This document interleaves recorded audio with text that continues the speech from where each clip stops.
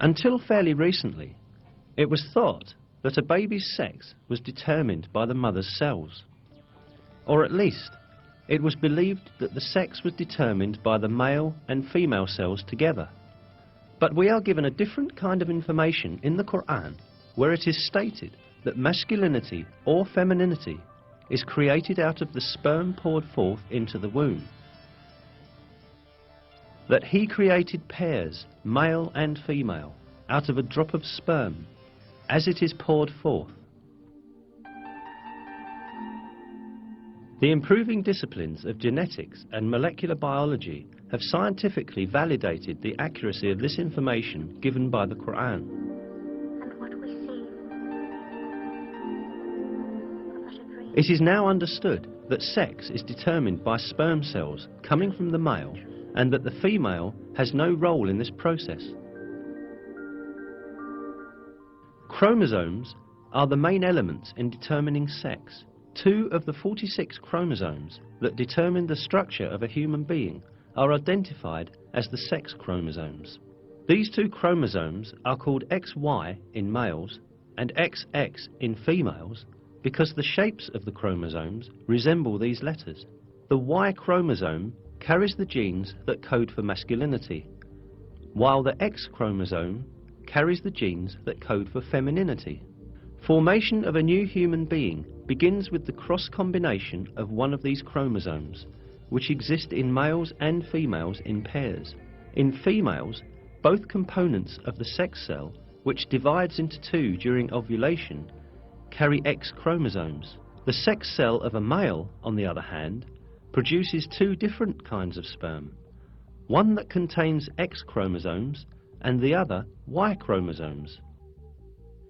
If an X chromosome from the female unites with a sperm that contains an X chromosome, then the baby is female.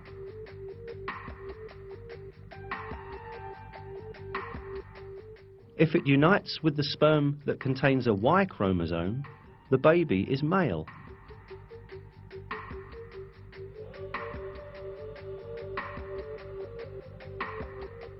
In other words, a baby's sex is determined by which chromosome from the male unites with the female's ovum.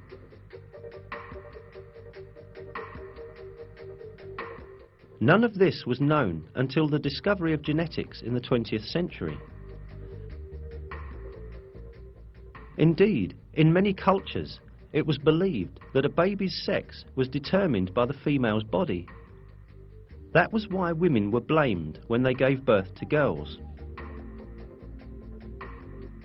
However, 13 centuries before human genes were discovered, the Quran revealed information that denies this superstition and referred to the origin of sex being not with women, but with the semen coming from men. If we keep on examining the facts announced to us in the Quran about the formation of people, we again encounter some very important scientific miracles. When the sperm of the male unites with the ovum of the female, the essence of the baby to be born is formed. This single cell, known as the zygote in biology, will instantly start to reproduce by dividing and eventually become a piece of flesh. The zygote, however, does not spend its developmental period in a void. It clings to the uterus just like roots that are firmly fixed to the earth by their tendrils. Through this bond, the zygote can obtain the substances essential to its development from the mother's body. Here, at this point, a very significant miracle of the Quran is revealed. While referring to the zygote developing in the mother's womb, God uses the word alaq in the Quran.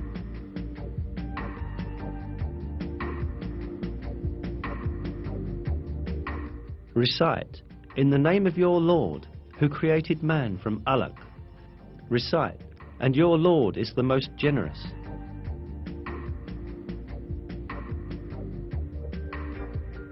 The meaning of the word alaq in Arabic is a thing that clings to some place. The word is literally used to describe leeches that cling to a body to suck blood. Certainly, it is not a coincidence that such an appropriate word is used for the zygote developing in the mother's womb. This proves once again that the Quran is a revelation from God, the Lord of all the worlds.